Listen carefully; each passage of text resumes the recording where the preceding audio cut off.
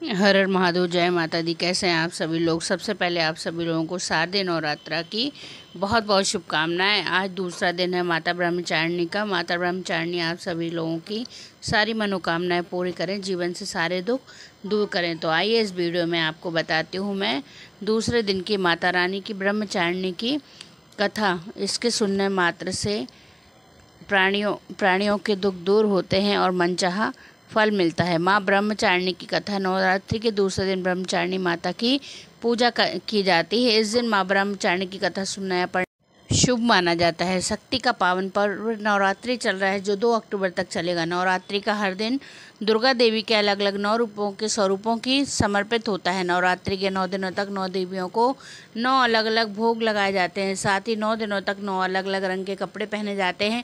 आज शारदीय नवरात्रि का दूसरा दिन है। यह दिन माँ ब्रह्मचारिणी को समर्पित है। इस दिन माता ब्रह्मचारिणी की विधिवत पूजा की जाती है, उनका प्रिय भोग लगाया जाता है। अगर आपने भी आज व्रत किया है तो इस दिन माता ब्रह्मचारिणी की कथा जरूर पढ़नी या सुननी चाहिए। ऐसे में आइए मैं आपको सुनाती हूँ दूसरे दिन के नवरात्रि की व्रत कथा, ब्रह्मचारिणी माता की कथा। आइए सुनते हैं। पौराणिक कथा के अनुसार पूर्व जन्म में माँ ब्रह्मचारिणी राजा हिमालय और देवी मैना की पुत्री थी। महर्षि नारद के उपदेश से उन्होंने भगवान शिव को अपने पति के रूप में प्राप्त करने के लिए घोर तपस्या की। उन्होंने हजारों वर्षों तक केवल फल फूल खाए और कुछ वर्षों तक सिर्फ शाक पर निर्वाह किया। इसके बाद माता ब्रह्मचारिणी ने सूखे बेलपत्र खाकर भी तपस्या जारी रखी। उनकी इस कठिन तपस्या के कारण उनका शरीर क्षीण हो गया और उनका नाम तपस्चारिणी या ब्रह्मचारिणी पड़ा।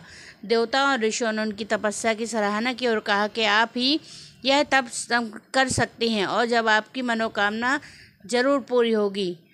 इस कथा से यह संदेश मिलता है कि जीवन में कितनी भी कठिन परिस्थितियां आ जाएं, लेकिन मन विचलित नहीं होना चाहिए। माँ ब्रह्मचारिणी की कृपा से व्यक्ति को सफलता प्राप्त होती है। नवरात्रि के दूसरे दिन शिव स्वरूप की पूजा की जाती है और उन्हें वरदान मिला। उनकी कठोर तपस्या की तब कि भगवान चंद्रमौली शिव जी तुम्हें पति रूप में प्राप्त होंगे। अब तपस्या छोड़कर घर लौट जाओ, जल्दी तुम्हारे पिता तुम्हें बुलाने आ रहे हैं।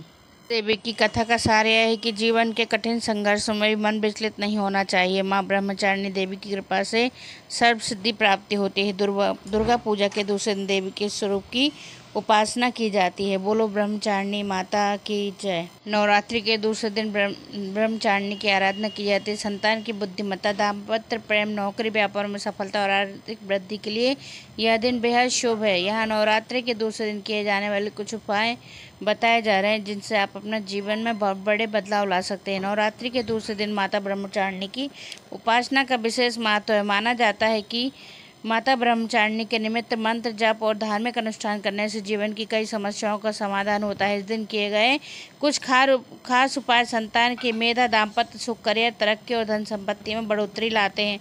धार्मिक संतान की बुद्धिमत्ता के लिए करिए उपाय। अगर आप चाहते हैं कि आपका बच्चा बहुत ही मेधावी, होनहार, इंटेलिजेंट और कार्यकुशल हो तो आज आपको थोड़ी सी मिश्री लेकर उस पर 108 बार इस मंत्र का जप करना चाहिए। या देवी सर्वभूतेषु सर्वस्वरूप संस्था नमस्तस्यै नमस्तस्यै नमस्तस्यै नमो नमः। मंत्र जप के बाद उस मिश्री को अपने बच्चों को खिला दें और आज से 7 दिन तक लगातार ऐसा ही करें। दाम्पत्य प्रेम बनाए रखने के लिए उपाय। अगर आप अपने दाम्पत्य जीवन में परस्पर प्रेम और सहयोग बनाए रखना चाहते हैं तो लाल या काले गुंजा के 5 दाने लेकर उसे एक मिट्टी के बर्तन या मिट्टी के दिए में शहद भरकर उसमें डुबोकर सुरक्षित रखें। ध्यान रहे कि यह उपाय कर रहा है वह अपने जीवन साथी का नाम अवश्य लेता रहे। इस उपाय को अपने जीवन साथी या किसी को भी ना बताएं। मांगलिक दोष दूर करने का उपाय। अगर आपकी कुंडली में मांगलिक समस्या है और इसके चलते आपको अपने लिए शादी का कोई अच्छा रिश्ता नहीं मिल पा रहा है तो आपको आज नवरात्रि के दूसरे दिन माँ ब्रह्मचारिणी का आशीर्वाद सिद्ध किया हुआ मंगल यंत्र धारण करना चाहिए। इस उपाय को करने से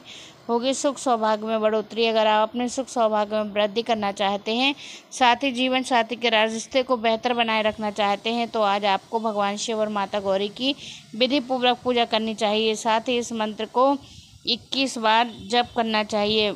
ओम शम शंकराय भवोद्वाय सम ओम नमः। इस उपाय से दूर होगी आर्थिक तंगी। अगर आपके घर में धन की कमी रहती है तो कमाई के बाद भी पर्याप्त धन नहीं बचता। तो आज स्नान करने के बाद एक साबुत फिटकरी का टुकड़ा कम से कम 50 ग्राम का हो काले कपड़े में सिलकर घर या ऑफिस के मुख्य द्वार पर टांग दें। अगर फिटकरी टांगना संभव ना हो तो फिटकरी को घर में ही काले कपड़े में लपेट कर रख दें। करियर में तरक्की के लिए ये उपाय, अगर आप अपने करियर से तरक्की करना चाहते हैं तो थोड़ा सा कच्चा सूत लेकर उससे केसर रंग लें। इस रंगे हुए सूत को अपने व्यापार स्थल में बांध लें और नौकरी करने वाले इस अपनी अलमारी, दराज, मेज कहीं भी रख सकते हैं। इस उपाय को करने से बढ़ेगा मनोबल। अगर आप अपना मनोबल बढ़ाना चाहते हैं, अपनी ऊर्जा में बढ़ोतरी करना चाहते हैं तो आज आपको माँ ब्रह्मचारिणी के चरणों में 3 मुखी रुद्राक्ष रखकर उसकी विधि पूर्वक पूजा करनी चाहिए, उसे धारण करना चाहिए। बच्चे की अच्छी शिक्षा के लिए कारगर है ये उपाय। अगर आप चाहते हैं कि आपके बच्चों को उत्तम विद्या की प्राप्ति हो तो आज आपको चमेली या किसी अन्य सफ़ेद फूल के साथ ही 6 लौंग और 1 कपूर लेकर देवी माँ के सामने आहुति देनी चाहिए। आहुति देते समय इस मंत्र का जाप करना चाहिए। या देवी सर्वभूतेषु विद्यारूपण संस्था नमस्तस्यै नमस्तस्यै नमस्तस्यै नमो नमः। इस क्षेत्र में सफलता दिलाएगा ये उपाय। अगर आप कर्ज से छुटकारा पाने के लिए कर लें ये कार्य। अगर आप अपने किसी भी कर्ज ले रखा है और बहुत कोशिशों के बाद भी कर्ज नहीं उतर रहा है तो आज माता की पूजा के 1.25 किलो साबुत लाल मसूर दाल का लाल कपड़े में बांधकर अपने सामने रख दें और फिर घी का दीपक जलाकर माता से प्रार्थना करें वो।